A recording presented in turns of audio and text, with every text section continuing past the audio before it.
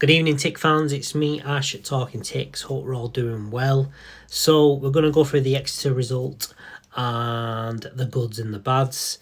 So we'll start off, get into it. So it finished one apiece, as you can see at the side of me. Another point on the road. We're undefeated in 4. But however, we still can't get that first away win on the road, which is frustrating.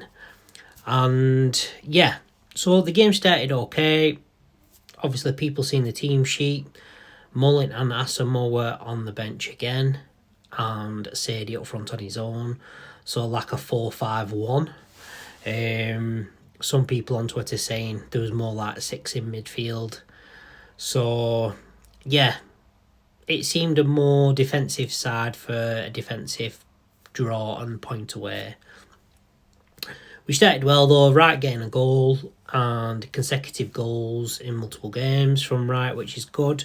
However, Exeter came back and a couple of minutes before the end, we had a goal disallowed by Sadie handball. So if anybody's seen the highlights, you can see Asamoah taking the shot, hitting Sadie's arm, and then Sadie on another attempt in the back of the net. Now, for me, 50-50, if this was a handball by a defender, would the ref give a penalty? Maybe not. You can see by Ryan's, frustration in the interview stating, we're constantly on the back end of shit decisions by the refs, which is true. How many games are we going on? There's something in nearly every game. We've got Sadie red card, Matt Smith red card, Costello red card, Ameson disallowed goal, Sadie's disallowed goal. It's just something new every game. So, and the cry out there is for some more, obviously, technology in the lower leagues because the ref can't do the jobs. So, yeah, really frustrated with that. How many points is it going to cost us by them not be able to do their jobs properly? So, but however, we move on, and as I said, we've dropped down a couple of places, but not panic stations just yet. And Matt picking up a yellow card as well on Saturday, so that means he is serving a 1 match ban now, so he will miss the game on Tuesday. The good thing about it's not a league game, it's Virtue Trophy.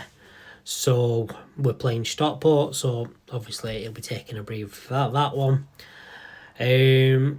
So Tuesday's game, Stockport, Virtue Trophy. Now, there's ifs and buts with this.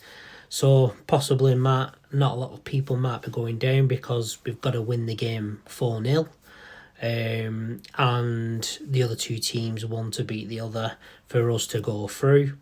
So it's a kind of no-go game, really. I doubt we're going to score 4 and get through.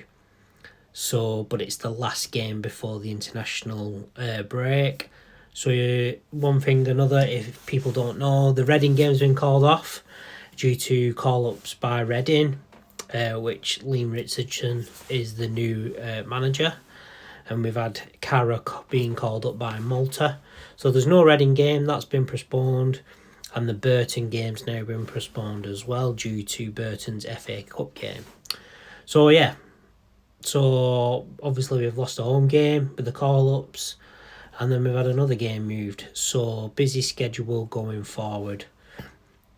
But as always, we have to believe that the Ticks are going to wake up and start playing some better football. We can only hope. If not, we'll possibly see a shake-up at the top with Ryan. Crying out for a 4-4-2 myself and just see how we play better with the wingers actually being wingers and not wing-backs. But yeah, that's it from me, guys. Another video on Wednesday after the Stockport game. Enjoy the rest of your evening and up the Ticks.